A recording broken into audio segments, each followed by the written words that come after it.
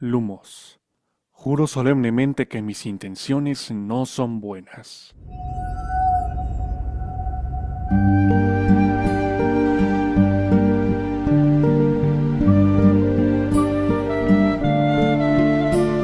El mundo mágico de Harry Potter, abordado en 11 películas en un transcurso de 2 décadas. Con un inminente reinicio de la franquicia principal en formato de serie para los próximos años, estaremos todos de acuerdo en que es muy pronto para volver a trasladar Hogwarts con un nuevo reparto. Llegará un día en que El prisionero de Azkaban, así como el resto de las novelas, se vuelvan a plasmar en la pantalla como una de tantas temporadas de la futura serie, pero nunca se va a comparar con el trabajo ya realizado. Me he tardado bastante en hacer este video en particular, con la plena conciencia de que la película en cuestión llegó en junio del ya lejano 2004, pero no quería dejar pasar la oportunidad por el inminente cierre de año.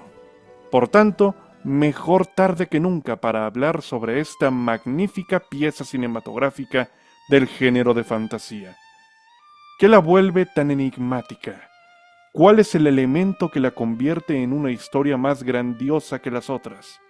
¿Qué hizo Alfonso Cuarón y su equipo para que El prisionero de Azkaban sea el largometraje más aclamado del mundo mágico, la película por excelencia de esta franquicia y que a 20 años de su lanzamiento se mantiene en la cima del ranking de millones de personas alrededor del mundo? Sean pues bienvenidos al último video de 2024 con motivo de los primeros 20 años de la mejor y más querida película de la saga cinematográfica de Harry Potter, El prisionero de Azkaban, de Alfonso Cuarón.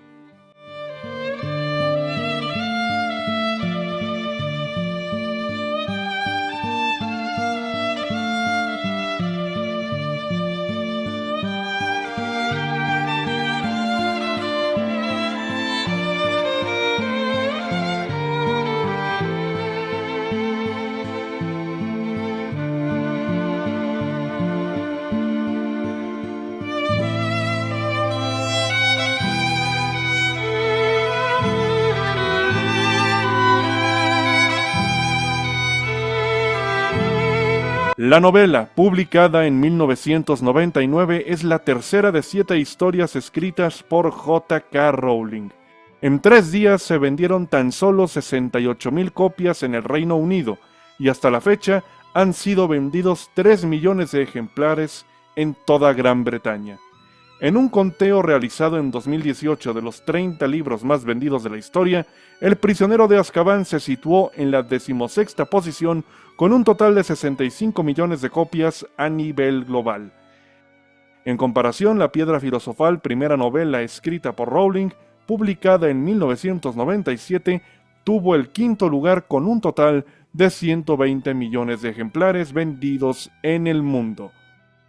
La tercera novela de la escritora británica tuvo un total de 317 páginas en la primera edición en Reino Unido, pero con el paso del tiempo, entre varias reimpresiones y ediciones ilustradas, alcanzó un total que oscila entre las 430 y las 464 páginas. El prisionero de Azkaban es el último de los libros cortos de la franquicia, porque los siguientes 4 llegarían a superar incluso las 700 páginas. Ahora, trasladándonos al terreno cinematográfico, Chris Columbus, director de las 2 cintas iniciales, La piedra filosofal y La cámara de los secretos, entregó a la audiencia una narrativa de temática ligera y familiar con breves atisbos de oscuridad, siendo la segunda más compleja que la primera. Sin embargo, es El prisionero de Azkaban el verdadero punto de partida para la madurez del protagonista, su entorno cercano y su destino final de enfrentar al Señor Tenebroso. Al no estar Chris Columbus al frente de la dirección y con varias películas por delante, los estudios Warner, Heyman Productions y la propia J.K. Rowling estaban en una encrucijada para encontrar un nuevo director.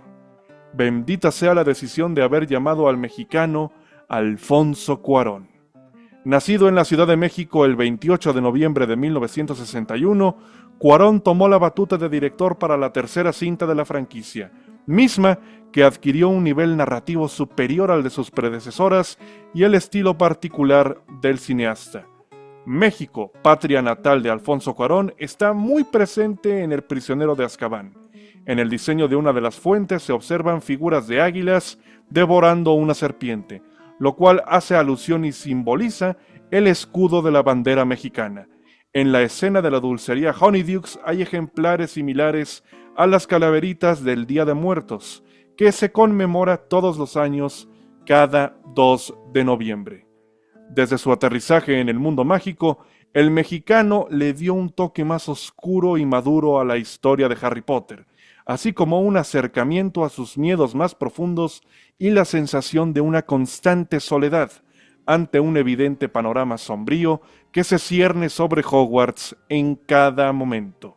Bueno, voy a ser la tercera de una serie.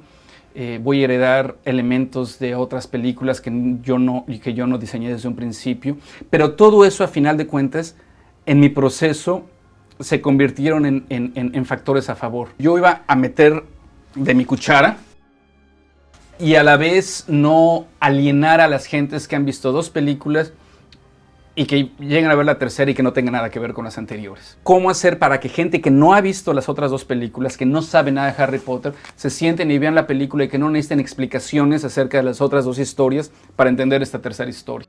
A diferencia del resto de películas, El prisionero de Azkaban se siente como un producto con mayor creatividad y un toque particular de su director en cuestión. Si de algo carecen las cintas posteriores es de la mágica chispa de su cineasta. Por poner un ejemplo cercano, El Cáliz de Fuego, estrenada más de un año después de El prisionero de Azkaban, no es una mala continuación por sí misma.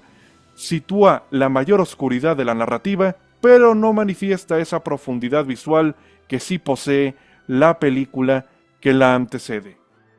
La Piedra Filosofal y la Cámara de los Secretos funcionaron como el inicio de la historia de Harry, así como la relación con sus compañeros de clase, la confianza con sus amigos cercanos y la misión de establecer un mundo para situar la historia.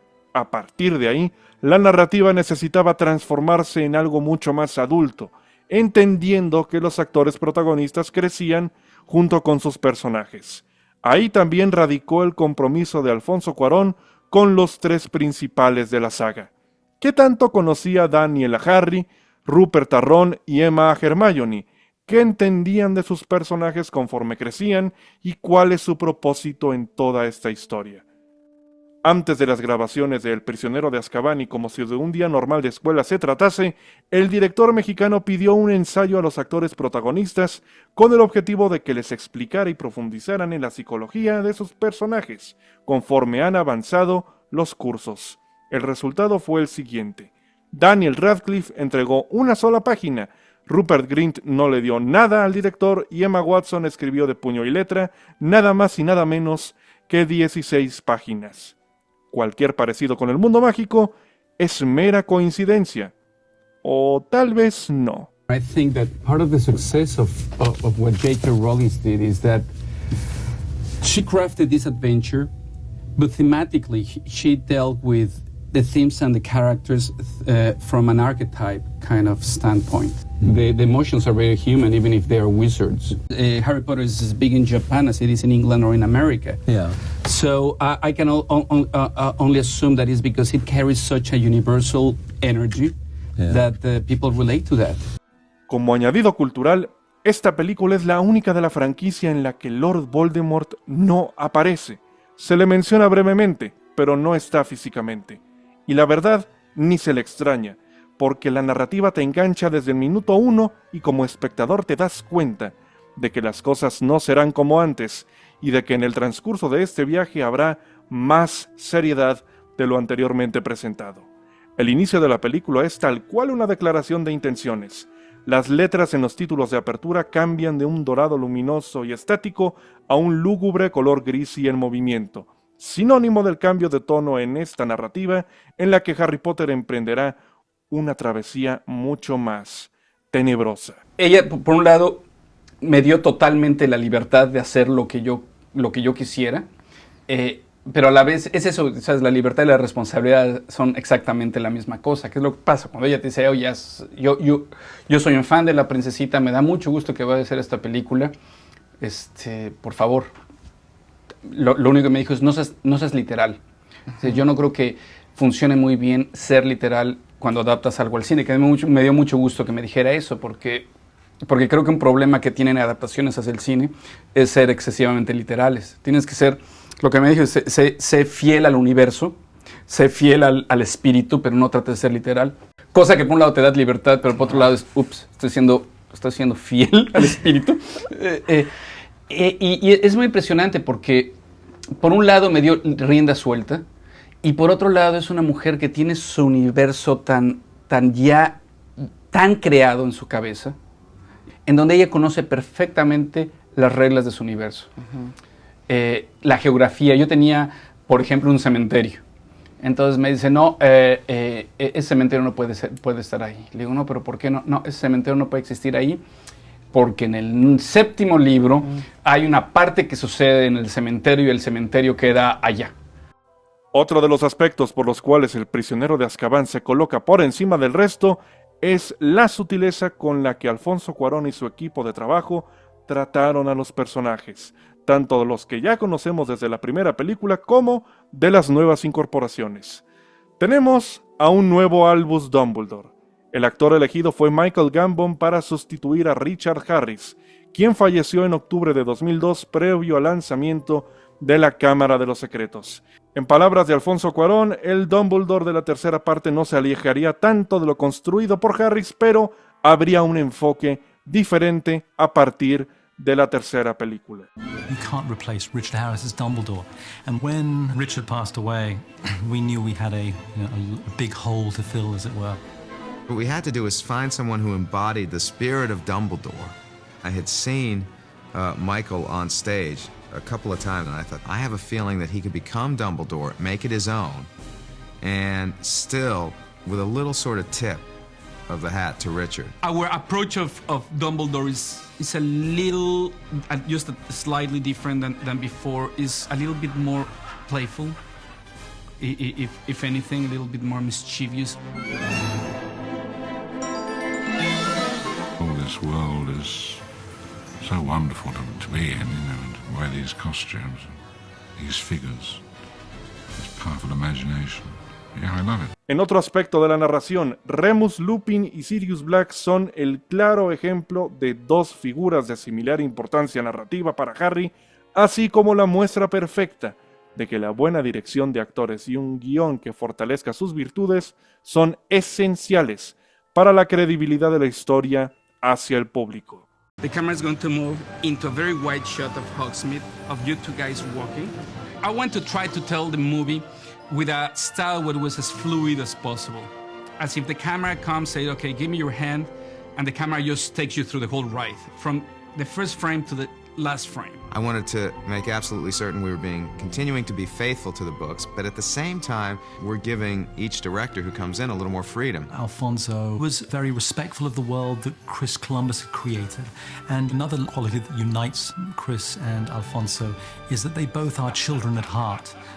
El intérprete de Remus Lupin es nada más y nada menos que David Thewlis, un hombre misterioso, cauto y precavido en pantalla, con la misión de enseñar la materia que ningún maestro logra repetir al curso siguiente: defensa contra las artes oscuras.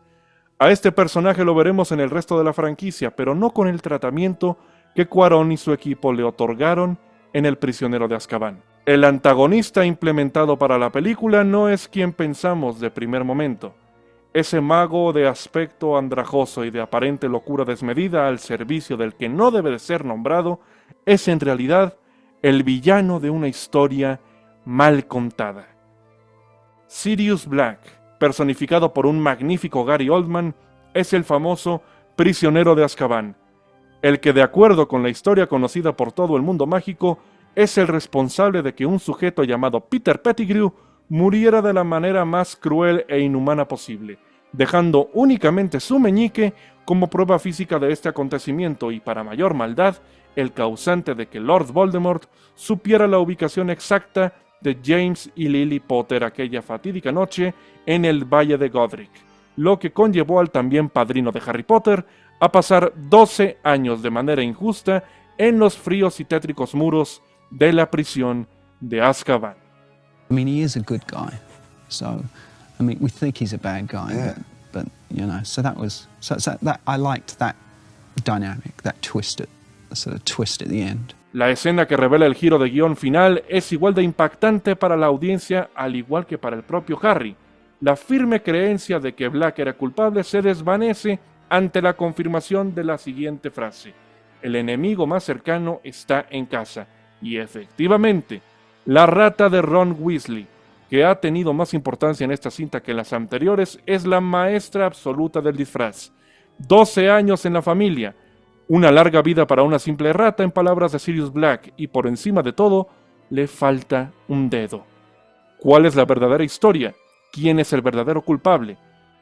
Peter Pettigrew, escondido por más de una década en el cuerpo de una rata, fue el Judas de la familia Potter, con un dedo faltante a raíz de que él cobardemente se lo cortó para que el resto creyera que había muerto en violentas condiciones. Ante esto, Sirius Black se libera de las ataduras de la culpa y Harry Potter puede observar por fin a una figura paterna fiel y comprometida. La elección de Gary Oldman como el padrino del único hijo de Lily y James hay que aplaudirla, porque es capaz de transformarse en el más temible de los convictos de Azkaban como en la más cálida compañía en cuestión de segundos. Una verdadera pena que en cintas posteriores no se abordara con mayor profundidad este vínculo entre Harry y Sirius, un personaje perfectamente introducido, inesperadamente entrañable y del cual no se le exprimió lo suficiente en años futuros. Everybody thinks that I, in fact, went to the dark side, and I'm gonna finish off. You know, I'm gonna finish what Voldemort couldn't. Honestly, they really are fantastic kids, and I think they're very professional, very focused, and in fact, Dan, I think, has now really, he's doing a fantastic job, and I think he's matured and really growing in becoming a good actor. I mean, not that he wasn't before, but he was very young, and so he's really developed into, I think, a very good actor. Una narrativa de este calibre y manufactura, adaptada al cine por Steve Kloves, responsable de 7 de las 8 películas de Harry Potter, es lo que le faltó al resto de la saga. Un producto con alma y estilo propios, consciente del mundo al que pertenece, pero que a su vez, que construye una historia individual, partiendo de sus predecesoras, respetando su importancia y situando un tono más gris y áspero para el resto de las películas. El prisionero de Azkaban se caracteriza también por su belleza visual y sus magníficos escenarios, a través de un inteligente movimiento de cámaras, que dan también sentido a la historia y a los personajes en ella. Casi todo el tiempo la cámara se mueve, ya sea para ejemplificar la importancia de un momento, como para mostrar un entorno general que envuelve a los personajes. Es por ello que esta tercera parte supera en calidad de filmación al resto de la franquicia. La cámara se convierte en un personaje más de la narrativa, al ejemplificar todo momento crucial, ya sea con un movimiento incesante o en total quietud, con la prioridad de servir a la historia. Como dato curioso, un mal clima puede también resultar bastante benéfico. En las grabaciones llevadas a cabo en Escocia para exteriores, llovía de manera incesante durante varios días, lo que ocasionaba retrasos en el rodaje, pero a nivel fotográfico y de recopilación de paisajes, fue de mucha utilidad para crear esa gris y lúgubre paleta de colores, para ser un gran ejemplo a nivel visual de una transición luminosa a un mundo más complejo y adulto. Todo es un lenguaje, y la película es consciente de ello. Los efectos visuales mejoraron considerablemente a sus 2 predecesoras. A 20 años de su estreno en cines, hoy en día eso puede verse un poco anticuado con lo que hay hoy en día, pero hay otros productos que se ven incluso mejor a los actuales. Partiendo de la base que las películas de Columbus, quien es realmente el productor de esta tercera parte, eran más infantiles en temática, los efectos visuales podrían ser más precarios en comparación, por lo que se priorizó el crecimiento del mencionado apartado. Cool. Our concept of these creatures was to make absolutely certain that they had a lot of character. And we wanted to create creatures that we had never seen before on screen. We never thought of them as creatures. We always thought of them as people. The whole goal was to try to create an organic universe. En lo que a criaturas se refiere, la Cámara de los Secretos mostró una notable mejoría con las arañas del Bosque Prohibido y el basilisco oculto en la cámara de Salazar Slytherin en el último acto de la película. Se ven bastante bien y causan bastante miedo, incluso para los adultos. Por tanto, el prisionero de Azkaban tendría que lidiar con nuevas incorporaciones al menú: el hipogrifo, los dementores, el Grim y el hombre lobo. Para esta primera criatura, el equipo de efectos visuales estudió la fisionomía de los animales reales en los que está basado el hipogrifo, para poder crear un ser creíble hacia el público que lo viera. El uso de un animatrónico fue necesario para que los jóvenes actores presentes en la escena en la que Harry Potter emprende el vuelo con el hipogrifo tuvieran un ejemplo de cómo se vería esta criatura en la pantalla grande en el producto final. The hippogriff, in a way, was one extension of Harry's coming of age, which he discovers his inner power and his freedom. What J.K. Rowling did so beautifully is that she just explored the archetypes of what it is to grow up. You go back, you stop, but it's the kind of stop that thing, you know, when it's like, I stop, any moment is coming, any moment is coming. Keep still. You have to earn the right to fly on him. So it's all about teaching respect and learning respect for Harry. It's that excitement of being able to slightly tame a wild creature that you wouldn't normally be able to even touch. That's like being out in Africa and the lion lies down and lets you pet it. Los dementores fueron más complicados de plasmar en la gran pantalla de lo originalmente planeado, con base en la descripción que hace J.K. Rowling respecto a las emociones que produce. De igual manera, estas criaturas hacen alusión a su vida antes de escribir los libros: tristeza y una profunda depresión, al haber pasado por momentos personales bastante duros, por lo que en su momento fue diagnosticada con depresión clínica. Ahí fue el génesis de estos seres espectrales. I had a nightmare when I was in my teens in which I saw hooded gliding figures, and that image haunted me. And the Dementors for me were about depression, and I joined the two. When I was looking for something, I thought that's what they would be like, and then I had to decide what was under the hood. What is the final consequence of very, very severe depression, where you exist without hope? I had to make that visual, so I described the eyeless face, you know, with just the gaping, sucking mouth. En la historia de Harry Potter, los dementores se describen como criaturas que se alimentan de la felicidad del individuo y que lo dejan en un estado totalmente depresivo, sin pizca alguna de alegría. El castigo mayor es el llamado beso del dementor, en el cual los dementores absorben el alma de la víctima. Para esto, Alfonso Cuarón quería trasladarse a un campo más práctico y artesanal en la realización de los dementores, con el objetivo de que el terror de los protagonistas fuera igualmente palpable hacia la audiencia. Al no convencer inicialmente la estética de su movimiento en el aire y debajo del agua con marionetas y títeres de gran tamaño, optaron por crearlos por computadora, tomando como referencia estas dos posibilidades de material físico. We even bring this puppeteer from San Francisco, and we did tests like for 10 days of puppeteering underwater, that then we would shoot backwards to create like the whole eerie effect. El Grim, una criatura de color negro, es un sinónimo de augurio mortal. Es decir, persona que se encuentre o tenga contacto cercano con este espectral perro negro de gran tamaño, fallecería en un tiempo muy corto. Esta forma de perro es adoptada por Sirius Black en su transformación como animago, sin ser realmente la criatura tan temida por estas creencias.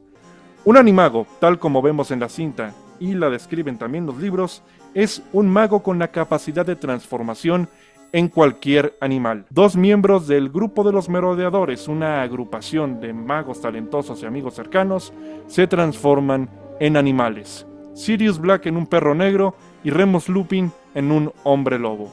elemento que la película de forma muy inteligente va poco a poco sembrando las semillas conforme pasa el metraje.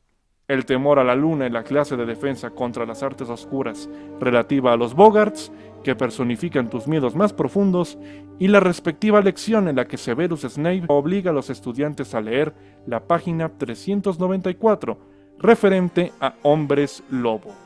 La creación de estas criaturas, pertinentemente en la secuencia posterior al giro de guión sobre el verdadero culpable de la traición a la familia Potter, fue muy detallada con los elementos físicos y visuales que se poseían en aquella época.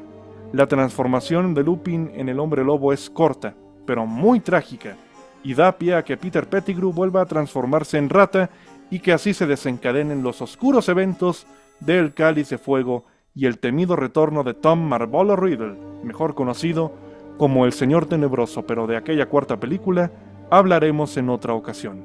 He's a werewolf. That's why he's been missing classes. It was a way of showing that grown-ups too are flawed, because Lupin is flawed. He's not completely honest about what he is. He's vulnerable, he's afflicted by his past, he's very vulnerable to public opinion, and he tries to compensate for that. When I think werewolf, I think American Werewolf in London, which is one of my favourite films. But this was scarier, because it looks human gone wrong. And that's, I think, always more frightening than a monster. It's got that creepy, spindly, slightly naked look, but it's a beast and it's dangerous.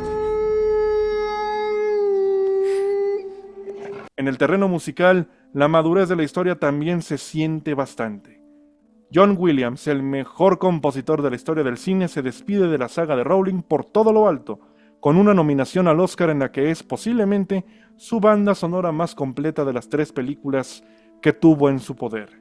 Coloca un sentimiento tétrico y de juego con Double Trouble, una canción que relata los tiempos oscuros y retorcidos que se avecinan para nuestros héroes y la incertidumbre que los rodea.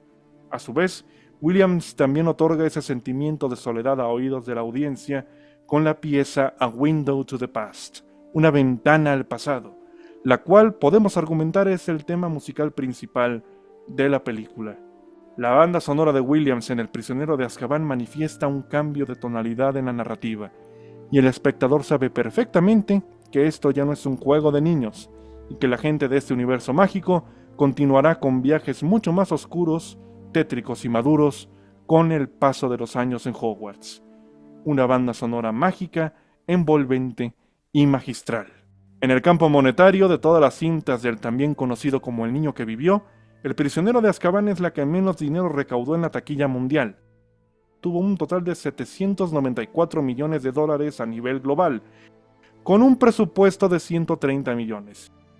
Con los reestrenos limitados a lo largo del tiempo, alcanzó la cifra de $808 millones en recaudación. Su modesta taquilla, si se le compara con el resto de las películas, no fue impedimento en lo absoluto para el disfrute del público, que obtuvo una cinta con personalidad, dinámica y narrativa potente en audiovisual y un viaje sombrío, peligroso, maduro, mágico y conmovedor sobre la aceptación del pasado para poder así construir un mejor futuro. Por tanto, la película del mexicano Alfonso Cuarón es la cúspide de la que todos los productos del mundo mágico siempre soñaron alcanzar, pero nunca lograron poder tan siquiera intentar subir a la cima.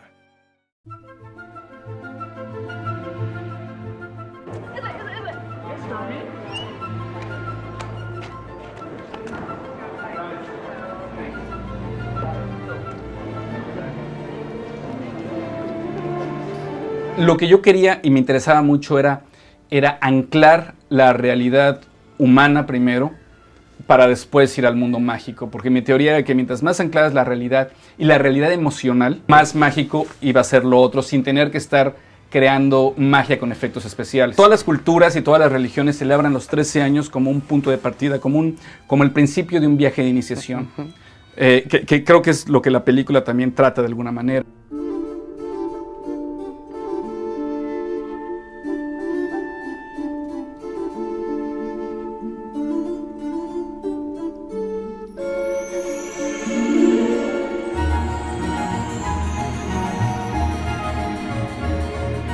Y hasta aquí el video de hoy. Muchas gracias por estar aquí. Suscríbanse al canal, denle me gusta, activen la campanita para que les lleguen todas las notificaciones y compartan con su gente. Sin más por el momento, queridos magos y brujas, que sea un gran y excelente fin de año y les desea la Angelópolis del Cine un próspero 2025. Ángel Garmendia para todos ustedes y espero que estén muy pero que muy bien. Travesura realizada o alguien podría leerlo.